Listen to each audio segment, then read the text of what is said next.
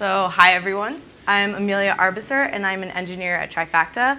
And this is my colleague Adam Silberstein, also an engineer at Trifacta. And today we're going to be talking about scalable and incremental data profiling with Spark.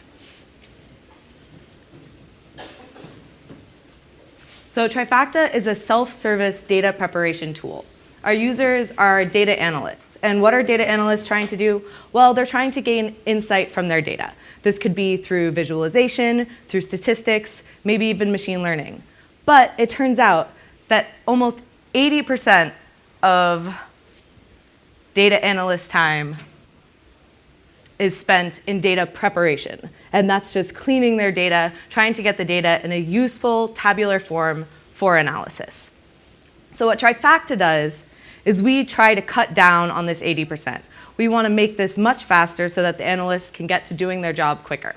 We break this into 6 stages. Now first I'm going to focus on the first 4 of these stages. So the first of those is discovery. We try to get the users their raw data in front of them as quickly as possible so that they can understand what's going on in their data, what they want to pull out for the next step, which is structuring. So this is getting the data into a tabular form, columns, obviously using the data format, if it's CSV, JSON, Avro, whatever, but also pulling data out of nested data structures, maybe even out of URIs or log lines, whatever heterogeneous form your data might be in.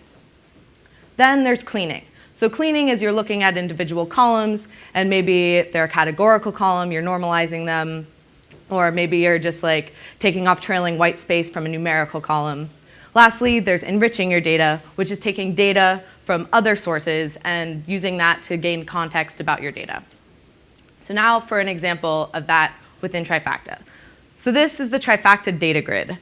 And we have in here loaded a telecom data set. You can see, or you can sort of see, there is a date column, a duration, maybe a drop reason, and this data set could be very, very large. It could be gigabytes, even terabytes. But what we have loaded here is just a sample of your data that the user can interact with directly.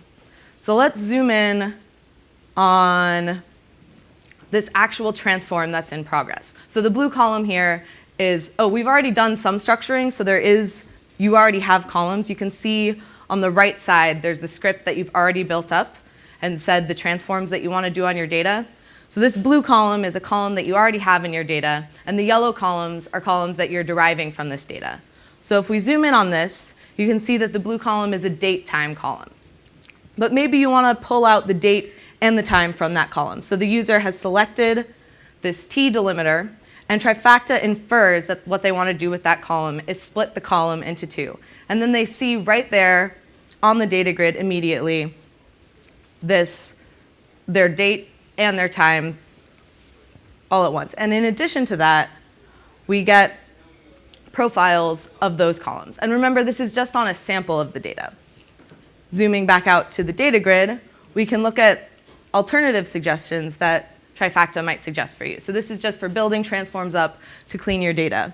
We see on the bottom the split card with a mini preview of what might happen to your data. And then if you would scroll to the right, there's additional transformations. So when you find a transformation that you like, you can add it to your script. So that script is being applied to that sample in real time. You're discovering your data, you're cleaning it, you're getting it into that form that's perfect for and ripe for the more complex analysis you want to do down the line. So now you've built that up. It looks pretty good on your sample. You want to send it off to whatever downstream analysis you want to do. But the next most important step that I'll be talking about today is validation. How do you know that what you did on your sample is actually doing what you think it is on your entire data set, on your full data at scale? What if there were some anomalies that you didn't catch in the sample, or there was other like heterogeneous log lines that you missed?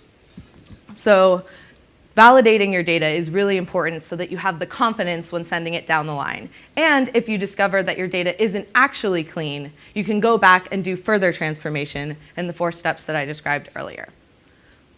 So this talk is going to be in 3 parts, the first of which is explaining the motivation for why profiling to validate your data is so important.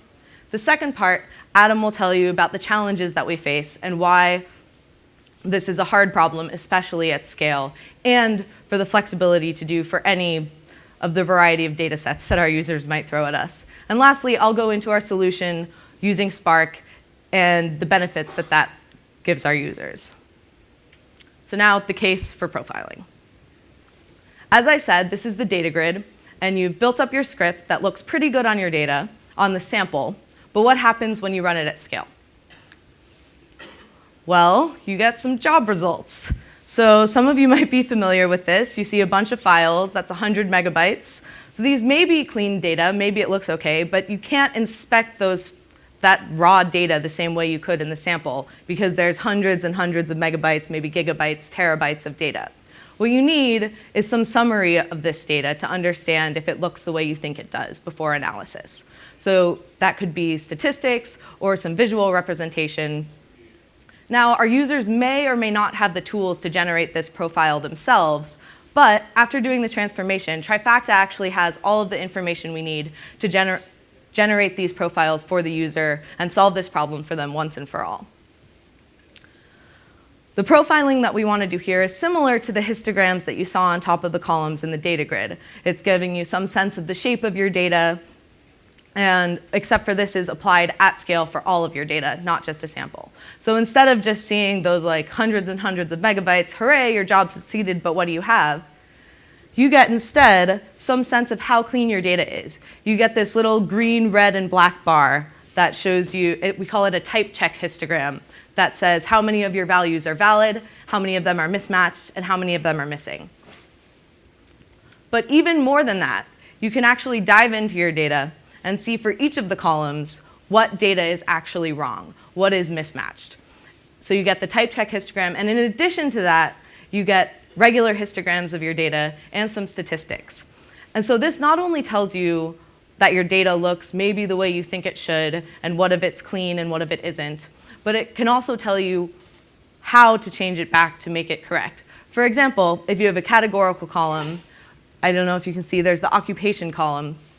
Maybe you realize that there are two values that you should have normalized together. Maybe you have both software engineer and software developer, and those should actually be one value. And so then you can go back into the transformer and see that. So this profiling is really, really valuable for our users to understand both whether or not their data is clean and how they can get it clean. So now I'll hand this over to Adam, and he'll talk to you about why exactly this problem is hard. Okay. Thanks, Amelia. So I'll talk a bit about challenges we faced before we moved over to Spark, and in general, problems we still face when doing profiling at scale. So first, kind of a bit about the way we look at the problem. Our goal is to make sure that every job anybody runs in Trifacta has profiling associated with it. And we're going to, Amelia's just convinced you, we hope that this is really important. But the interesting thing about this feature, it's not really a table stakes feature. It's not the type of feature where one of our users will say, I have this data transformation problem and I really need summary statistics at the end. So the need is there, and and our users are convinced that this is important, but it's not the type of thing that they arrive on day one with as a requirement. And what that means is that if we do something like if profiling turns out to be very expensive and has a large runtime penalty, they might just disable it and never discover how valuable this is. So it's up to us to make sure it can be done efficiently. And we have seen it in previous versions of profiling that we've implemented, that it's quite, in our case, it's very easy to stumble into a situation where profiling is much more expensive than the transformation that the user actually asks for. And those are the cases where a user would just say, forget it, I don't need the statistics, I'll fly blind. But it's up to us to make this a really compelling feature. So what makes profiling difficult, or what kinds of problems do we run into when we're running at scale? It really boils down to a progression of two issues. First, when you have large volumes of data, trying to do this amount of analysis and summarization can simply be slow. It may just take a while to work through all of that data, and you're either having to throw more machines at it or living with longer running times. So that's kind of the vanilla answer. It's also interesting as you dig into certain types of statistics and summarizations like top K lists, or statistics like median and quartiles, that you'll actually find yourself consuming quite a bit of memory trying to compute some of these results. And in doing so, you'll either slow way down when you start spilling to disk, or even worse, you may just run out of memory altogether and crash. And that's definitely not a good stopping point for us. I'll switch over to talk a little bit about some of the opportunities we have to try to mitigate those expenses. The key thing we like to do is trade accuracy for performance. That is to say, we're trying to help the user decide if their data prep is good or not so they can move on to analysis. We are not trying to give them precise analytical results. That's not part of the requirement here. So we can actually do approximation, and we like to do approximation if it will bring us improved performance, if it will shrink the running time needed to do profiling. So not really going to talk much about approximation here, other than just to mention there's a lot of different off-the-shelf libraries you can check out that help you do these things. We didn't write any new algorithms. We just used some existing libraries. I think our two favorite are the CountMin Sketch and the T-Digest. We can talk about those after. We didn't leave any pointers in the talk. These let you do things like approximate membership in a set, and the counts of these items in a set. It also helps you with, again, these so-called non-distributive statistics like medians and quartiles, that you cannot compute with a small memory footprint. The thing I'll mention, and this we definitely discovered through experience, is that approximation is not a silver bullet. There are definitely times when you can give your users approximations and you can try to convince them that they are statistically correct approximations, but they still might be very confused. So some examples are, suppose you provide them with counts of the top K categories that appear in some column, and maybe you've estimated counts of 2 or 3 for the top values, but they happen to know, because it's their domain, that this is a column filled with unique values. Now you've just confused them, and also you look pretty bad for not discovering that. A second thing would be, suppose you're giving them quartiles for a numeric range, and they happen to know that every value in that column is non-negative, but for some reason you've estimated the 25th percent quartile as a negative number. May be correct, but they will definitely consider that a bug. So that's kind of a good segue to the other challenge. Aside from just the raw volumes we're facing, remember, we're not doing a one-off analysis for one particular data set that we happen to produce. As Amelia said, we're trying to avoid making our users do that. So the onus is on us to do data analysis for a whole wide swath of scenarios. So what do we face? Diverse schemas. Our users have a lot of different data types. Actually, I'll flash them on the bottom if you can read that. There's a lot of data types that could appear in any output, and they could appear in different proportions. Sometimes we see a small number of columns as a preview. That's generally helpful, but sometimes our users have large numbers of columns. Sometimes our users start with small numbers of columns, but derive so many that they end up with large numbers, and these are all subtly different cases. And again, depending on what types of data they're having, we may want to produce different sorts of summaries. So maybe the bread and butter ones are numeric versus categorical. With numeric, we have an example on the right. We like to show you an echo-width histogram of the values in that column. And then in a categorical situation, we like to show you the top K appearing values. But it can get more complicated than that. For example, when you have container types like maps and arrays, you have to figure out what summarization is most helpful for those deeper data structures. And there's more as well. Last slide I'll leave you with is kind of is a good segue back to Amelia. We want to talk a little bit about how we think about these two dueling large-scale data problems we've talked about. One is transformation. What is the user trying to do to get their data set from point A to point B? We find that's very row-oriented. It's always row in, maybe split into some columns and clean things up, but then it's always row out. So it's a very row-based operation. Profiling, even though it's also going to compute some stuff over very large scale data in a batch job, it's actually a bit different. It tends to be very column oriented. We're taking individual columns, we're producing statistics and summaries of each of those columns. So it actually turns out to be an OLAP problem. And one thing I don't think we realized early on in Trifacta is that splitting these two problems up because their natures are different is going to be really beneficial for us. I think early on we thought we can compute all this stuff in one pass over the data. That never really worked out. So breaking it up into these two problems helped us quite a bit. So that's enough hints at what we want to do. So now I'll hand it back to Amelia, who's going to start talking about how we've solved this problem. Here you go. So obviously, we've solved this problem using Spark, but why did we choose Spark? So as Adam said, profiling is an OLAP problem, and Spark is pretty effective, certainly more effective than traditional MapReduce at OLAP. And while there are OLAP-tailored solutions, there are two main reasons that we chose to go with Spark over those solutions. One, Spark isn't tied to any particular Hadoop distribution, and that's important to us because our customers run on all different Hadoop distributions. And secondly, Spark is also flexible enough for UDFs, so we can implement our own versions of statistics to do the approximation versus performance trade-offs that Adam was talking about as really important. And also, as I probably don't need to tell this audience, Spark has very wide adoption, so it has a great support community and great momentum in the project. And lastly, launching jobs is pretty low latency, and we've really seen great performance using Spark. So that was the slide I was just talking to. But this is how Spark fits into our system. So we built a Spark job server that is tailored to profiling. So it has the implementation of all the statistics and profiles that we want to run within the service. And that service will run immediately after the user launches the transform job from the product.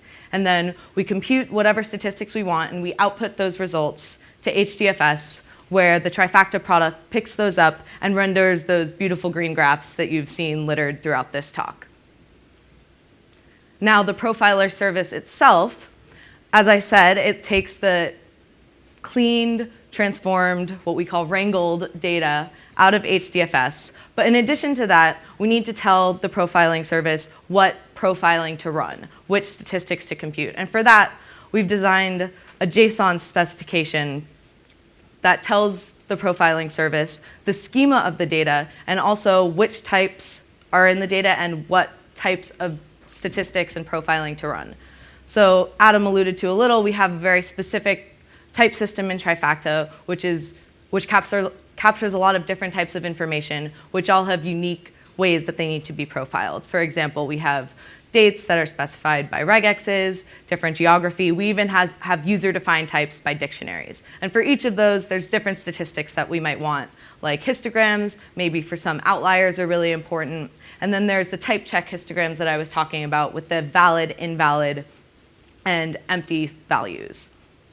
And lastly, this system is very extensible to additional types of statistics that we might want to implement, such as pairwise statistics, or maybe in the future, letting users define their own statistics for profiling that they want to see. So now to dig a little deeper into this DSL that we've defined for profiling, here are the way we specify our types. So for date, as I said, for date time, we use a regex. And then there are these specific profiling commands that we want to run. So you can say a single column that you want to run on, or you can say that you want to run on all of your columns. And you also can specify what type of profiling to run for that column, like a histogram or a type check. And in addition to the type of statistic, you can also send parameters to that, like how many bins you want in your histogram or how many top K values you want. So with this system, we have seen a bunch of performance improvements. As you can see in the table on the left, we ran some controlled experiments internally at Trifacta comparing our Spark profiling implementation to MapReduce, and we got speedups of up to 20 times what we saw in MapReduce, traditional MapReduce. Some of the biggest speedups we saw were for very, very large numbers of columns, which makes sense with what Adam was saying for transforming being a row-based operation, whereas profiling being much more column-based. But actually in practice, in the field at some of our customers, we saw speedups that were much closer to 100 times, so we thought that was pretty exciting.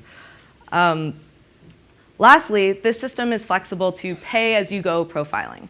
So while it's great to automatically generate these preliminary profiles of the user's data to give them a little bit of insight into what they're doing, there could be much more informative, complex statistics that we want to run that are too expensive to run on all of our data, on all of your columns. But the users know their data best. So the user can tell you via this profiling specification which columns they want you to run which statistics on. And in this way, we can allow the user to do drill down and iterative exploration of their data to really understand whether their data is clean, how to clean it better, and maybe even get some insight into the further analysis that they're going to do down the line. So in summary, validation through profiling informs data preparation. So these 6 stages that I was talking about before, you do the first 4 and you want to go immediately to publishing so that you can get down and dirty in your deep analysis. But through validation, you can understand and have the confidence that your data is actually clean and completely prepared for whatever insights you want to draw from it. And I think that's it. Any questions?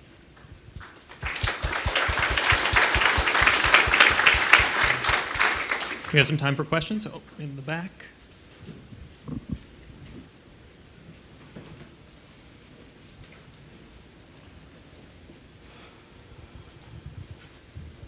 Hi. So I just want to know, when you say you can profile column level, is it like I can profile multiple columns in one go, saying this column and this column together, I want to know the max of these 3 columns together. Can we do aggregate on multiple columns in one go? Not really. Right now you can do all of your columns at the same time, or you can specify a single column operation. But that is definitely something that our system would be flexible to in the future. Yeah, I guess you're asking, how that's probably speaks to the second or third to last slide, pay-as-you-go profiling. Even with these performance improvements, these still aren't the types of things we would want to proactively compute. I mean, we can certainly make profiling as expensive as we want to, but then our users won't be happy. So I think, yeah, our system can definitely handle doing these types of computation that take place over multiple columns. And the key to doing that, which we don't have yet, is more affordances for the user to select. I've got the rudimentary statistics. Now I'd like to drill down into just this, because otherwise we're proactively computing it for, say, all pairs of columns or something. That will make our running time jump right back up to where it was before. So that's kind of the stage we're in with the product. Yep. So our use case is like we have 3 columns or something, and they together make a unique primary key. And we want to check in any anomaly for the data, that anything that becomes duplicate, the 3 values together, is not unique. So do you think anything can help in that case? Yeah, so that's actually something that you could solve by deriving a column in the earlier transformation stages and then profiling that column. Yeah. Yeah, Thank you. You could do it that way. I guess I haven't heard that one for the profiling stage. I would probably also agree with Amelia on the approach, but I suppose it could be done later as well. We'd have to work that one out. I was really struck by the example you showed where the data was being truncated by the way a field was being defined. And I'm wondering if there's any kind of ethical or sort of audit level responsibility here where you're using data analysis to come up with a statistical, to come up with output that you're going to then present. But as an artifact of the ETL process, you can corrupt that data. And you've presented this as like, well, we've got to convince people that it's worth doing this. And can you talk at all about the extent to which there's a responsibility issue here? I can try to field that one. I think there's a few different use cases here. For example, there's the simpler use case where I'm the analyst doing all of these stages. I've definitely been there. I'm going to spend a lot of time thinking my data is ready, and then when I go do some downstream analysis, I just get garbage, and then I go all the way back to the beginning. That's probably not what you mean, because that's kind of just all on you, perhaps. There's also cases where you have someone dedicated to trying to prepare some data so that maybe 10 consumers downstream are all ready to handle it. I get the impression that's more what you mean.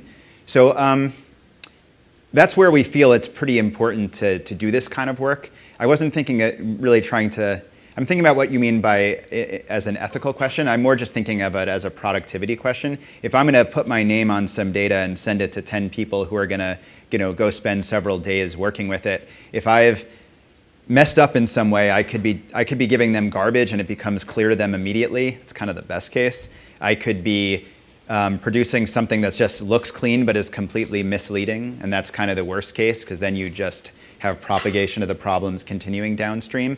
So I think the way I look at it is, I mean, you're producing this output and you're putting your name on it, or at least you're putting literally, or you're at least putting your job on the line about what's happening next. And how are you going to sleep at night if you've produced 10 terabytes of output, looked at the first kilobyte of that output by hand, and then signed off on it? That I think is, like, we should be able to make those people sleep a lot easier, or possibly avoid having to learn how to do OLAP analysis. Okay, next question over here on your left. Yeah. Hi. So actually, I had sort of two questions. One was, you showed the DSL, but in practice, people generally are going to use the UI, and the DSL is emitted from the back end and processed. Okay, that was sort of obvious, I guess.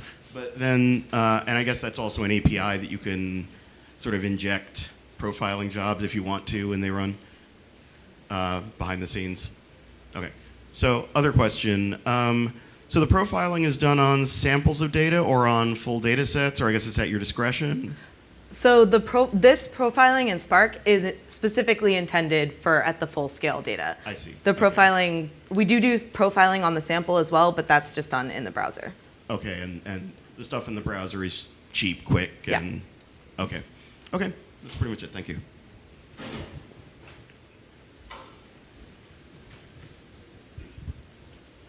Can you elaborate on the incremental part of the profiling as well, as to how you collect and maintain stats on incremental data? So I think what we meant by incremental profiling was more in the pay-as-you-go sense for the slide that we're already on. Just in that you can get incrementally more information about your data, not so much that your data is being appended to.